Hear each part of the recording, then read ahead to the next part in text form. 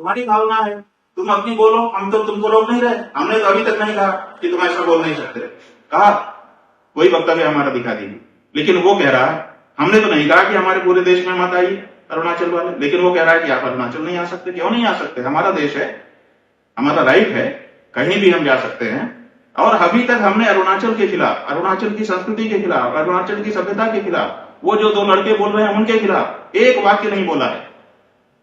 पक्ष विपक्ष की तो दूर बात है, बोला ही नहीं है एक भी वाक्य। अभी पहली बार आपसे बात हो रही है। तो जब हमने कुछ अभी आपके विरुद्ध कहा ही नहीं, उसके पहले ही आप हमको रोक लगा देते हो। एडमिनिस्ट्रेशन ने, यहाँ के डीसी ने लेटर जारी कर दिया। कैसे जारी कर सकता है डीसी कि आप मत आइए?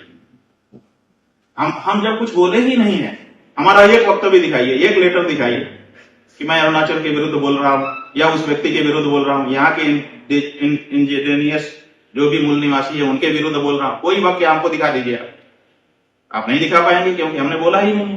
जब हमने बोला ही नहीं तो आप हमको कैसे रोक लगा सकते हैं? पहले हम बोले, बोलने के बाद आप उसको आधार बना लो। आपने बोला इसीलिए अब ये बात है, लोग गुस्सा।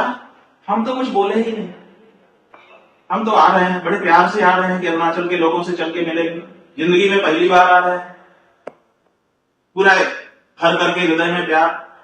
और आप हमको इस तरह से वो कर रहे हो, वो भी एक स्टूडेंट यूनियन के एक लीडर के कहने पर कर रहे हैं। ऐसा ऐसा ऐसा ये अत्याचार है।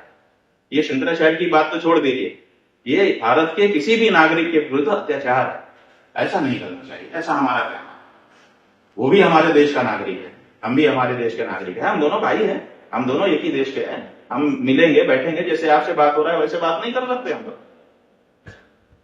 क्यों नहीं बात कर सकते? क्यों आप हमको मना कर रहे हो कि नहीं तुम आओ ही मत? अरे आओ, हमसे बात करो। बात करने पे तुमको अगर कुछ असहमति है, तुम अपनी असहमति बोलो, ये तो ठीक है, हम उसमें कहा मना कर रहे हैं। लेकिन तुम आओ ही मत, आ ही नहीं सकते। आओगे तो तोड़फोड़ कर दूंगा, मार दूंगा। तो मार दो, हम आए हैं, शूट कर दो, हम इसी के लिए आए, आज मरने के लिए आए, मार दो। लेकिन मार देने से बात खत्म हो जाएगी? आप शंकराचार्य जी को मार दोगे, बात खत्म हो जाएगी? ये बच्चे अभी नया खून है, हम उनकी प्रशंसा करते हैं कि भाई वो ठीक है, नए खून के हैं, उत्साही है, अच्छा आगे बढ़ करके उनका नेतृत्व हो और कोई बात लेके उठा रहे हैं, वो सब ठीक है, हम उनके प्रशंसक है इस मामले में।